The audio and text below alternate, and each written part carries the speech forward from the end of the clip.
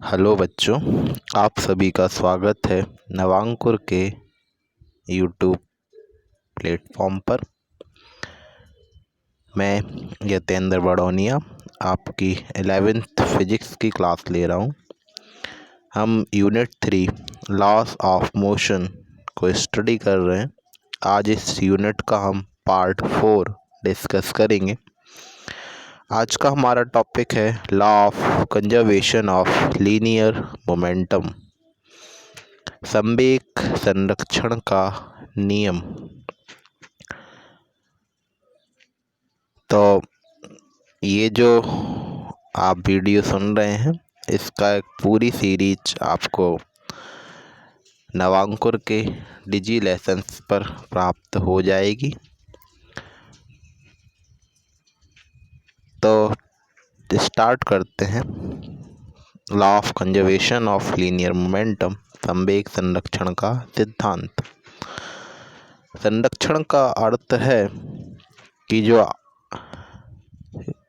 भौतिक राशि है, जैसे कि यहाँ पर हम मोमेंटम की बात कर रहे हैं, हम यहाँ पर यहाँ पर हम संवेग की बात कर रहे हैं। तो कुल जो संवेग होता है वह कांस्टेंट रहता है, नियत रहता है, यानी कुल संवेग बदलता नहीं है। तो देखिए यहाँ पर लिखा हुआ है कि यदि किसी निकाय पर कोई बाहरी बल यानी कोई अलग से बल हमें आरोपित नहीं करना है, ना लगाया जाए, तो उस निकाय का कुल संवेग सदैव संरक्षित रहता है।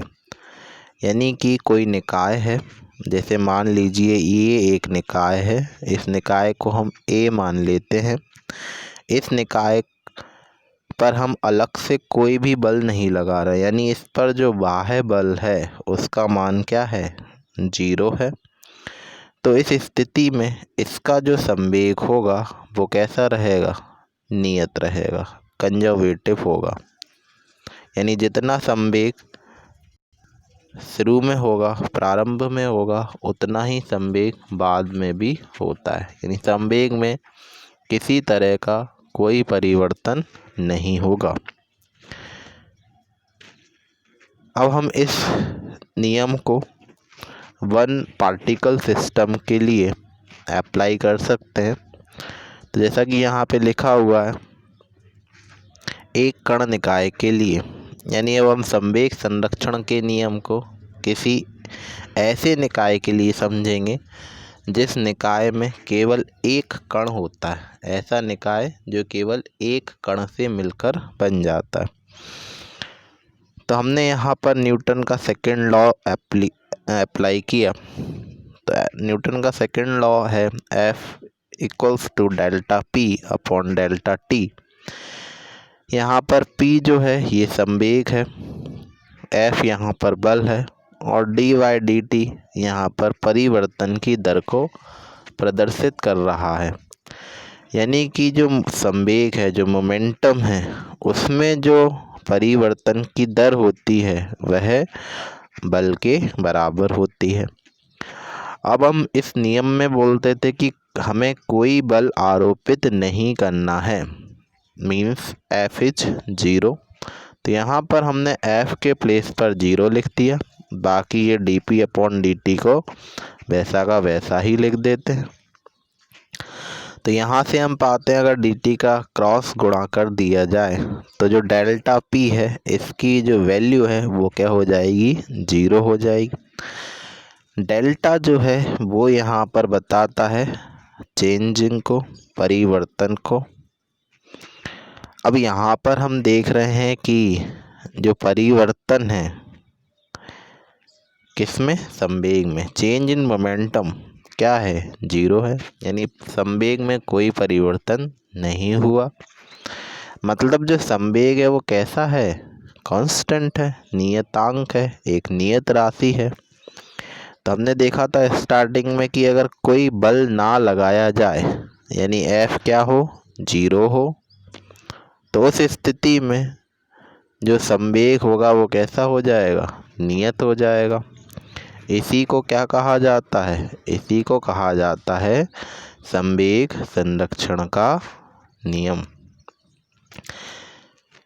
हम इसी नियम को चाहें तो n कणों के लिए निकाल सकते हैं।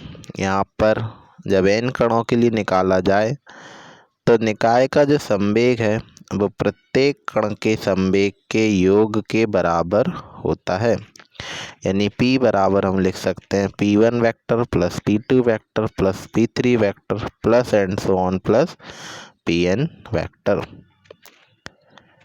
न्यूटन का जो द्वितीय नियम है F बराबर delta P upon delta T, अगर इस नियम को यहाँ पर अप्लाई कर देते हैं तो हमने जो P है इसकी जगह पर, तो यहाँ पर हमने क्या करा, P की वैल्यू को रखा। तो P की वैल्यू थी P1 plus P2 plus P3 plus and so on Pn। तो हमने लिखा F बराबर डेल अपॉन डेल T और P के प्लेस पर लिख दिया P1 plus P2 plus P3 plus and so on plus Pn। तो अगर हम यहाँ पर संवेग संरक्षण का नियम लगाएं तो उसके लिए कोई भी बाहरी बल आरोपित, तो यहाँ पर F0 होना चाहिए था। तो हम पाते हैं कि जो del upon delta T P1 plus P2 plus P3 plus and so on plus Pn, ये भी क्या होगा, 0। ये जो डेल्टा T है इसका हमने क्रॉस गुणा कर दिया, तो delta P1 plus P2 plus P3 plus and so on Pn equals to क्या हो जाएगा, 0। अगर डेल्टा को देखें तो परिवर्तन को दर्शाता है, यानी संवेग का जो कुल योग है उसमें कोई परिवर्तन नहीं हो रहा है, यानी संवेग कैसा है, नियत है। तो इस तरह ये n पार्टिकल्स के लिए संवेग संरक्षण का नियम कंप्लीट होता है। अगला टॉपिक है संवेग संरक्षण के नियम से न्यूटन का तृतीय नियम प्राप्त करना।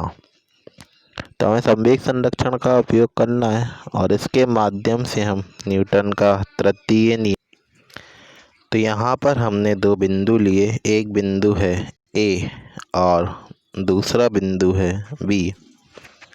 बिंदु A पर जो संवेग है उसे हमने P1 से डिनोट किया और B पर जो संवेग है उसे हमने P2 से डिनोट करा।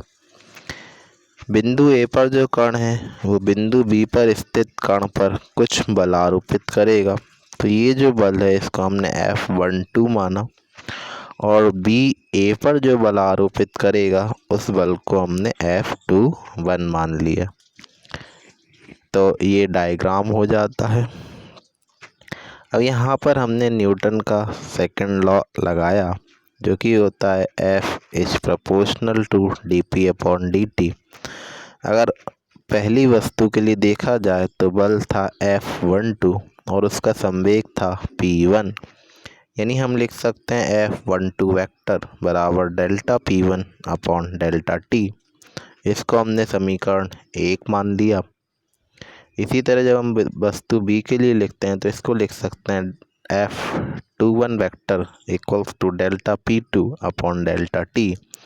यहाँ पर F21 दूसरी वस्तु द्वारा पहली वस्तु पर लगाया गया बल है और P2 यहाँ पर दूसरे ऑब्जेक्ट का मोमेंटम है। तो हमने इसको इक्वेशन 1 और इसको इक्वेशन 2 से रिप्रेजेंट कर लिया। यहाँ पर हम संवेग संरक्षण का नियम लगाते हैं। क्योंकि यहाँ पर दो कण हैं, हमें पता है n कणों के लिए जो कुल संवेग होता है वो नियत होता है। यहाँ पर n का मान 2 है, यानी यहाँ पर हम दो कणों का संवेग लेंगे। तो पहला कण का जो संवेग है वो P1 है, दूसरे कण का जो संवेग है वो P2 है, यानी P1 प्लस P2 क्या होगा, एक कांस्टेंट होगा। हमने दोनों का अगर परिवर्तन देखना चाहें तो चूँकि दोनों का कुल मान 0 है तो इनमें जो परिवर्तन होगा, जो कुल मान है वो नियतांक है, तो इनमें जो परिवर्तन होगा वो 0 हो जाएगा। तो यहाँ पर delta P1 plus delta P2 is 0। यहाँ पर हमने डेल्टा P2 को ट्रांसफ़र कर दिया तो डेल्टा P1 इक्वल्स टू आ जाता है minus delta P2।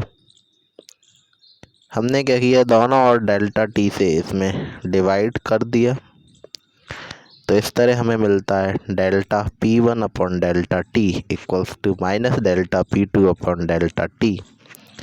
Delta P1 upon delta T को हमने F12 लिया था according to Newton second law, and delta P2 upon delta 2 को हम लिख सकते हैं F21, यानी कि F12 इक्वल्स टू आया माइनस F21।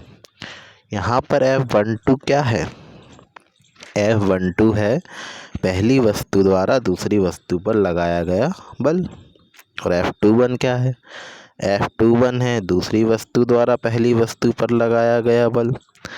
यानी कि एक वस्तु दूसरी वस्तु पर जितना बल लगाती है उतना ही विपरीत बल, माइनस चिन्ह बल की विपरीत दिशा को प्रदर्शित कर रहा है, तो उतना ही विपरीत बल दूसरी वस्तु द्वारा भी पहली वस्तु पर लगाया जाता है। तो यही न्यूटन का तृतीय नियम है कि प्रत्येक क्रिया के बराबर और विपरीत प्रतिक्रिया होती है। यानी अगर हम एक वस्तु पर बल लगाते हैं तो उतना ही विपरीत बल उस वस्तु द्वारा भी हम पर आरोपित होगा। तो इस तरह आज की क्लास में हमने संवेग संरक्षण के नियम को समझा। उसे हमने एक कण निकाय के लिए निकाला, उसी को हमने n कणों के एक निकाय के लिए समझा, और हमने संवेग संरक्षण की नियम की सहायता से न्यूटन का तृतीय नियम प्राप्त किया। तो आज की क्लास में इतना ही। Thank you.